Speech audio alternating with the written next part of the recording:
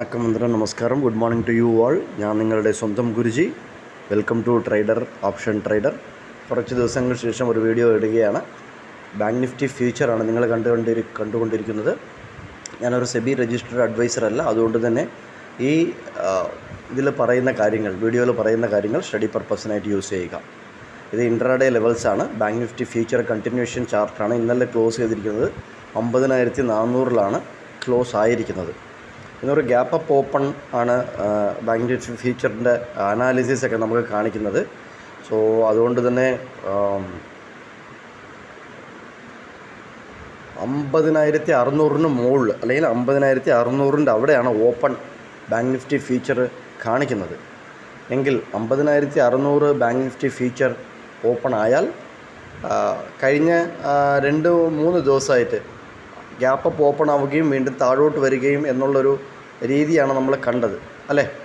ഈ ദിവസം gap up ഓപ്പണായി. മൺഡേ താഴോട്ട് വന്നു.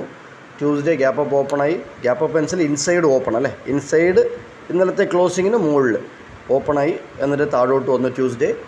ഇന്നലെയും മെനിഞ്ഞാന്നത്തേൻ്റെ ക്ലോസിൻ്റെ മുകളിൽ ഓപ്പണായി വീണ്ടും താഴോട്ട് വന്നു. പക്ഷേ ഇന്ന് അങ്ങനെ ആകാനുള്ള സാധ്യതകൾ ഇല്ല. അങ്ങനെ ആവില്ല, താഴോട്ട് വരില്ല. ഇന്ന് 50,600 മുകളിൽ ബാങ്ക് നിഫ്റ്റി ഫ്യൂച്ചർ സസ്റ്റെയിൻ ചെയ്താൽ 50,800, 51,000, 51,000 ഡയറക്റ്റ് ടാർഗറ്റ് വെച്ചുകൊണ്ട് മുകളിലോട്ട് നമുക്ക് നോക്കാവുന്നതാണ്.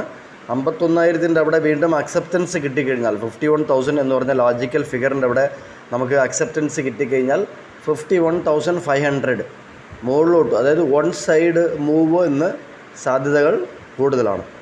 സോ 50,600 എന്ന് പറഞ്ഞൊരു ലെവൽ ബാങ്ക് നിഫ്റ്റി ഫ്യൂച്ചറിൽ വാച്ച് ചെയ്യുക.